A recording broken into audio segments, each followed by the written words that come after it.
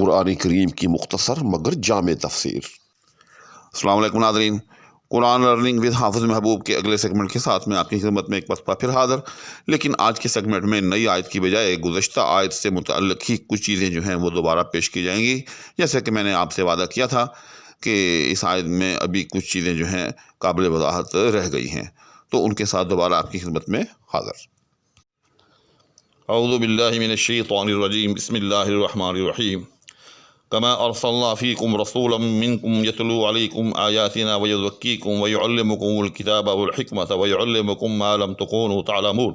صدق اللہ مولانا العظیم والحمد للہ رب العالمین۔ جو گزشتہ آیت تھی، میں نے آج اسی آیت کو جو ہے وہ دوبارہ پڑھا ہے، کیونکہ میں نے جیسے کہ آپ سے وعدہ کیا تھا کہ اس آیت کے اندر ابھی کچھ چیزیں جو ہیں وہ قابل وضاحت ہیں، تو ان کی وضاحت کے ساتھ دوبارہ حاضر ہو رہا ہوں۔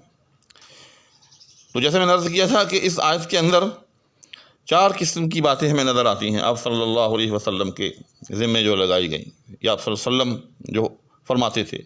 نمبر 1 تلاوتی آیات، اس پر سیر حاصل بحث جو ہے وہ پچھلی ویڈیو میں ہو چکی ہے۔ دوسری چیز وَيُزَكِّيكُمْ، اور وہ تمہارا تزکیہ کرتا ہے۔ یاد رکھیں کہ تزکیہ کا لفظی معنی ہے پاک کرنا۔ جی ہاں، اسی لیے زکوٰۃ کو زکوٰۃ کہا جاتا ہے کہ جب انسان زکوٰۃ دے دیتا ہے تو ایک طرح سے اس کا مال جو ہے وہ پاک ہو جاتا ہے، یعنی اوروں کے حقوق سے پاک ہو جاتا ہے، ورنہ اس مال کے اندر فقراء اور مساکین، یعنی جتنے بھی ضرورت مند اور حاجت مند لوگ ہوتے ہیں، گویا کہ ان کا مال اس کے مال میں شامل ہوتا ہے، یعنی وہ کسی کا مال بھی اپنے مال کے ساتھ جو ہے وہ لیے پھر رہا ہوتا ہے، تو جب وہ زکوٰۃ ادا کر دیتا ہے تو اس کا مال پاک ہو جاتا ہے۔ اسی طرح سے یاد رکھیے گا کہ جانور کو جب ذبح کیا جاتا ہے تو اس کے لیے بھی عربی کے اندر جو ہے وہ زکوٰۃ کا لفظ استعمال ہو سکتا ہے، بلکہ ہوتا ہے۔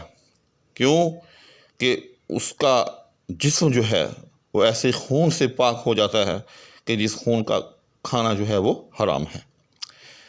تو وَيُزَكِّيكُمْ، وہ تمہارا تزکیہ کرتا ہے، وہ پیغمبر جو ہے ہمارا تزکیہ کرتا ہے۔ اب مراد کیا ہوا کہ پیغمبر جو ہے وہ ہمیں ایسی تعلیم دیتا ہے، ہمیں ایسی صحبت فراہم کرتا ہے کہ جس سے ہمارے اندر کی گندگیاں جو ہیں وہ نکل جاتی ہیں۔ جی ہاں، یعنی آپ صلی اللہ علیہ وسلم کی تعلیم کے زیر اثر ہم اہل ایمان جو ہیں وہ ہم حسد سے باز آ جائیں گے، ہم کینے سے باز آ جائیں گے، ہم جو ہے وہ غیبت سے باز آ جائیں گے۔ تو آپ صلی اللہ علیہ وسلم کی جو محفل تھی، آپ صلی اللہ علیہ وسلم کے جو اصحاب تھے، وہ اندر باہر سے ایک تھے۔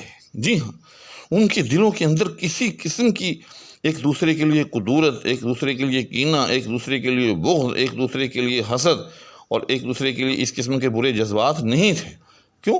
آپ صلی اللہ علیہ وسلم کی تعلیم تو یہ تھی کہ لا یؤمن احدکم حتی یحب لنفسہ حتی یحب لاخیہ ما یحب لنفسہ، کہ کوئی اس وقت تک ایمان ہی نہیں لا سکتا جب تک وہ اپنے بھائی کے لیے وہی کچھ پسند نہ کرے جو اپنے لیے پسند کرتا ہے۔ تو آپ صلی اللہ علیہ وسلم کی تعلیم کے زیر اثر اصحاب رسول جو تھے وہ اندر باہر سے ایک تھے۔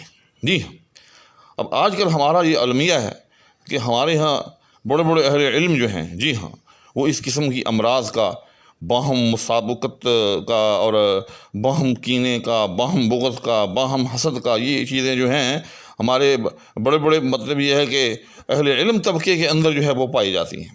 لیکن صحابہ جو تھے وہ آپ صلی اللہ علیہ وسلم کی تعلیم کے زیر اثر، آپ کے تزکیے کے زیر اثر اس قسم کی چیزوں سے بالکل پاک تھے۔ اور آج بھی اگر ہم آپ صلی اللہ علیہ وسلم کی تعلیمات اور قرآن کریم کی تعلیمات کو صحیح معنوں میں جو ہے سمجھیں اور ان پر عمل پیرا ہونے کی کوشش کریں تو ہم بھی اسی طرح سے ہو جائیں گے۔ جی ہاں، ہم بھی اندر باہر سے ایک ہو جائیں گے۔ اگر فرمایا کہ یہ 2 کام ہو گئے، تیسرا کام وَيُعَلِّمُكُمُ الْكِتَابَ وَالْحِكْمَةَ، کہ وہ آپ کو کتاب و حکمت کی تعلیم دیتا ہے۔ یعنی قرآن کریم جب اللہ نے نازل فرمایا تو ظاہر ہے قرآن کریم کے اندر ہے اقیموا الصلاۃ، نماز پڑھیں، قرآن کریم کے اندر ہے آتوا الزکاۃ، زکوٰۃ دیں، قرآن کریم کے اندر ہے وَأَتِمُّوا الْحَجَّ وَالْعُمْرَۃَ، کہ حج اور عمرے کا اتمام کریں، اور قرآن کریم کے اندر ہے کہ اے ایمان والو کتب علیکم الصیام، کہ تم پر روزے فرض کیے گئے۔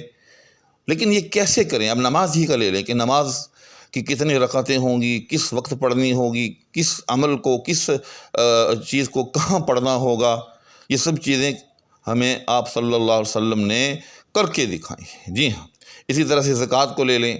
اب یہ زکوٰۃ جو ہے قرآن کریم کے اندر تو صرف اتنا ہے کہ زکوٰۃ دیں.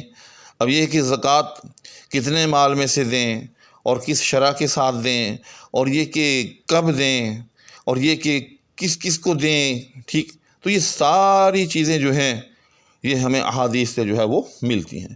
کس کس کو دیں اس کا بیان قرآن کریم میں الگ سے بھی موجود ہے، لیکن اس کی پھر آگے مزید تشریح اور تفصیل جو ہے وہ ہمیں احادیث سے ملتی ہے. تو یہ ہے وہ تعلیم حکمت. اسی طرح سے حج کے حوالے سے، اب حج میں قرآن کریم کے اندر جو ہے بڑا مجمل بیان ہے، یعنی وضاحت کے ساتھ نہیں ہے، لیکن آپ صلی اللہ علیہ وسلم نے ہمیں جو ہے حج کر کے دکھایا، اور باریک باریک چیزیں جو ہیں وہ تک جو ہیں ہمیں سمجھائیں. تو یہ ہے تعلیم کتاب و حکمت، یعنی اللہ جل شانہ نے کچھ چیزیں اصولی طور پر نازل فرما دی، آگے ان کی تشریح، ان کی تفصیل، اور ان پر عمل کیسے کرنا ہے، اس کو کرنا کیسے ہے، یہ سب کس کے ذمہ تھا؟